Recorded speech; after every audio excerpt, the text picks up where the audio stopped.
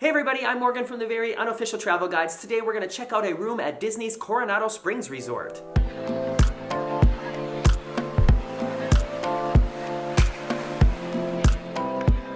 Welcome back. For whatever reason, while I was actually there at the Coronado Springs, I didn't do this intro while I was standing in the room, and it's something that I always do, and I can't figure out why I didn't do it. In fact, I think I did it, and then I just somehow erased it or something. Anyways, we stayed at the Coronado Springs for one night at the end of our most recent vacation to Disney. It's the third time we've stayed at the Coronado Springs, and I can definitely still say from all the moderate resorts that we've stayed at, and we have stayed at all of them now, the Coronado Springs remains my favorite. However, I recently did a Sunday Sofa Time, which is a different format video, very similar to the one I'm doing now, I guess, where I explained why I don't think we will stay at a moderate resort again. If I think about it, I'm going to link that in the description below. If you are considering the Coronado Springs, then check this out. Here we are at the Coronado Springs, room 4163 in the Casitas area. If I turn around here, you can see this was our view of the beautifully landscaped grounds and the lake, and over there is the new tower that they're building. I know it looks really far away right now, but that has to do with the way I had the lens set. That small building next door, that is the lobby and main restaurant and bar area. You can use your magic bands to enter your room at all of the Disney resorts, so that's not really anything to consider. And sometimes it works and sometimes it doesn't. Here is the first impression at the Coronado Springs, a moderate resort. I have to say, it didn't really feel that much bigger or like that much more space compared to the Pop Century, a value resort. So take a look here. This is me standing in the exact same place in the Pop Century as at the Coronado Springs. So basically just opening the door and stepping inside. Do you see what I mean? It doesn't really seem that much bigger. One big difference, however, is that this bed in the Pop Century is a Murphy bed. So it flips up and then you have, more space to walk around and a full-on table with a couple chairs. I think these beds are queen beds. I think they were also queen beds at Pop Century, but I'm not sure. This is the counter space or the table space, and of course, as you see here, that is much more than at the Pop Century. So it depends on if that's important to you or not. And this is something I noticed, something easy to realize, is that this space here is definitely bigger at the moderate resorts than at the Pop Century. If you can see here at the Pop Century, when you open the door to come in the room, you're basically standing right next to the bed. Check out the headboards here. So these seem a little bit more sophisticated. However, there's a little bit of Disney magic there. And at the Pop Century, it's more vibrant and a little more kid-friendly, I guess you could say. The outlets and charger stations at Coronado Springs are for both beds in between the beds, and at the Pop Century, they are sort of beside the bed. There's a different style of telephone as well, you can see here. And one difference is the safe at Coronado Springs was here between the beds, and it's like a vertical safe, I guess you could say. At the Pop Century, it is in the dresser drawers over here, and it is a horizontal safe. But not really much of a difference.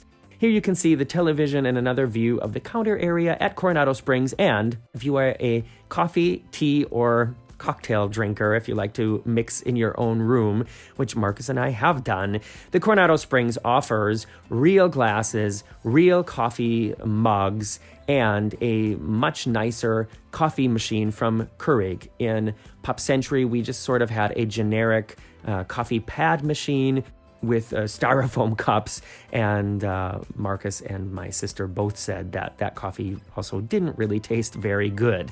They used our resort mugs to walk over to the main building every day and get coffee from the food court. Both rooms that we stayed in had this see-through refrigerator, so that is same in both rooms, and I just thought I'd make a video here of the fancy trash bin at Coronado Springs. We didn't have that at Pop Century. There are a few more seating options at Coronado Springs. However, it's missing a table like you have under the bed at Pop Century. And there are definitely more drawers to put your clothes in and more space to put your stuff at Coronado Springs than there is at Pop Century. Here is an area that offers a little more space, a little more noticeable space at Coronado Springs, including these sliding doors, which you also have at Pop Century. But at Pop Century, it's just one door and not two doors. Main difference is 2 sinks at Coronado Springs or the moderate resorts, and at the value resorts, here you only have 1 sink. However, the space is kind of there for 2 sinks, but as you can see, it is not provided. At the moderate resorts, this is a big difference. You still get to take these things with you, which is nice. And at the value resorts, as far as I know, these are no longer provided. They're just like big containers glued to the wall in the shower. So the closet area here at the value resorts is much bigger. This is the tiny little closet area at the Pop Century, and you can see, so that is a considerable difference. There are a few more little like cubbies to put stuff in the bathroom, so yeah, that is definitely an advantage of staying at the moderate as opposed to the value resorts. I know somebody recently wrote to say that they were a family of 4 staying in the Pop Century and that it was just not enough. There was just not enough place to put everybody's stuff in comparison to the moderate resorts. Both the Pop Century and the Coronado Springs did not have a Morgan-approved bathroom door. I like a real door that you can really close. However, both provide some kind of sliding doors between the main bathroom area and the room. And so with both of those things closed, I felt a little bit better. And now listen to this. To the sound of this fan. Do you hear that? It's so loud. It's like turbofan or something like that. And it's motion activated, so as soon the moment you come close to the bathroom, it turns on. And I think that's kind of disturbing. It's just so loud.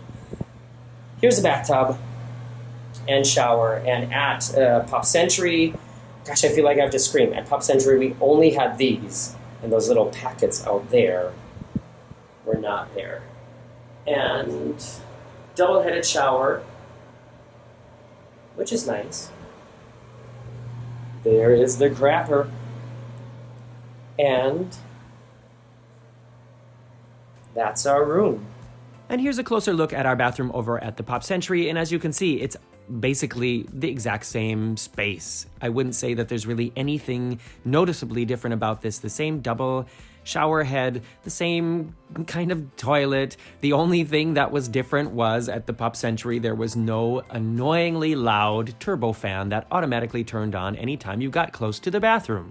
Thanks for watching. Like I said, I've got other Disney room tours on my channel, so check those out in my library if you're planning a Disney vacation. You can also follow me on Facebook, Instagram, and Twitter, or Patreon. And I look forward to seeing you back here soon. Bye-bye.